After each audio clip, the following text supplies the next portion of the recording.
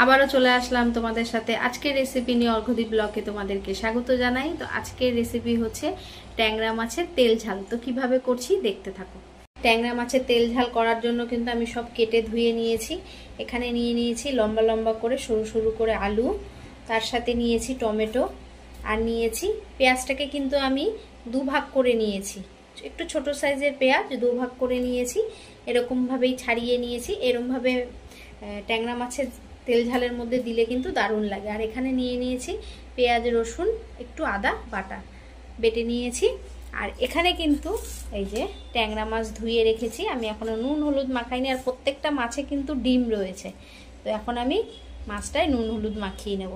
তো চলো, তো নুন হলুদ মাখাবো তার আগে কড়াইটা গ্যাসে বসিয়ে দিয়েছি। আমি তেলটা দিয়ে দেবো। তেলটা গরম হতে হতে আমার মাছে নুন হলুদ মাখানোটা হয়ে যাবে।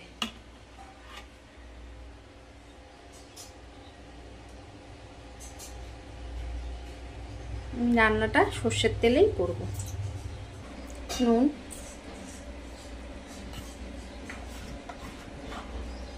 হলুদ, অল্প করে লঙ্কার গুঁড়ি,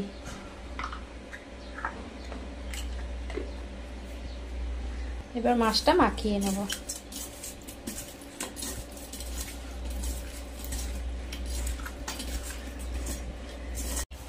তেল কিন্তু গরম হয়ে গেছে। এবার আমি একে একে মাছগুলো ভেজে নেব। মাছগুলো এবার ভেজে নেব। ওই যে এখানে কিন্তু মাছ ভাজা কমপ্লিট। মাছের তেলের মধ্যেই দিয়ে দেব কালো জিরে, দিয়ে দেব কেটে রাখা আলু,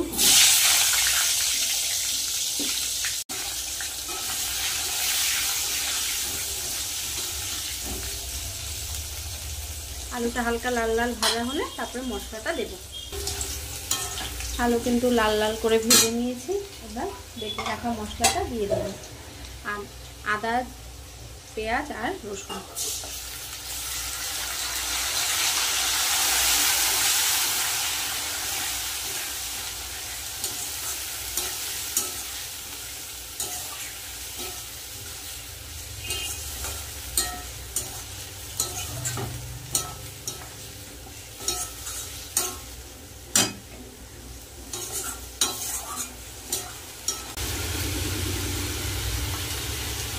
হলুদ, লঙ্কার গুঁড়ি, জিরের গুঁড়ি, স্বাদ মতো নুন,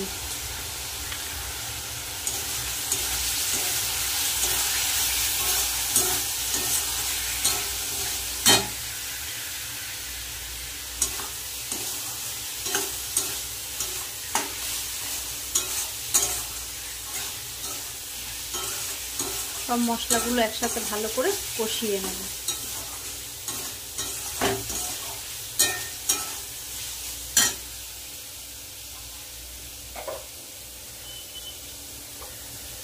দিয়ে দেবো কেটে রাখা টমেটো।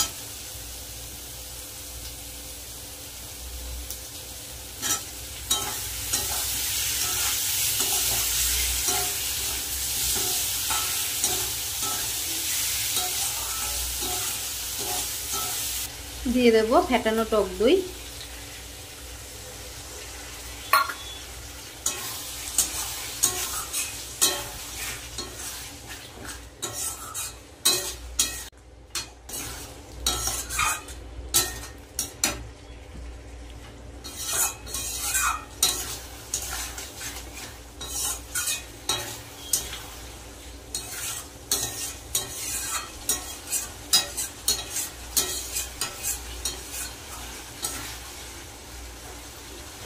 আলু কিন্তু সিদ্ধ হয়ে গেছে।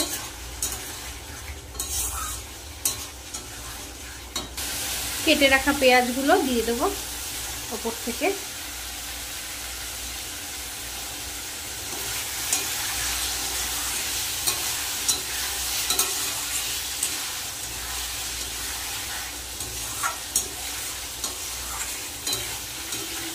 মশলা কিন্তু ভালো করে কষানো হয়ে গেছে। এবার জল দিয়ে দেবো।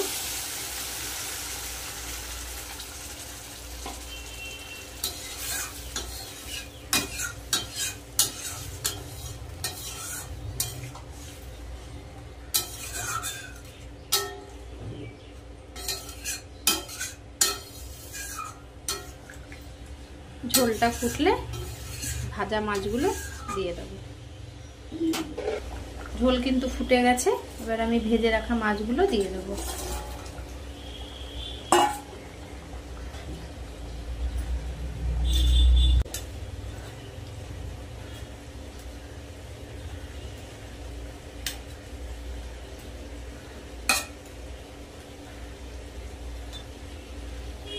খানিকক্ষণ ফুটিয়ে নামিয়ে নেব।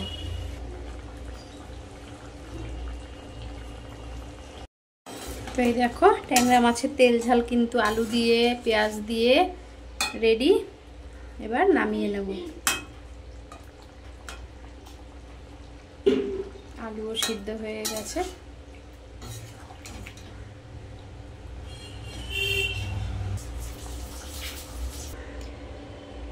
তো আজকের রেসিপিটা কেমন হয়েছে অবশ্যই কমেন্ট করে জানিও। ভালো লাগলে লাইক কমেন্ট শেয়ার করো আর আমার চ্যানেলটাকে সাবস্ক্রাইব করো। আমার চ্যানেলের নাম হচ্ছে অর্ঘ্যদীপ বসা। তো আজকের মতন টাটা।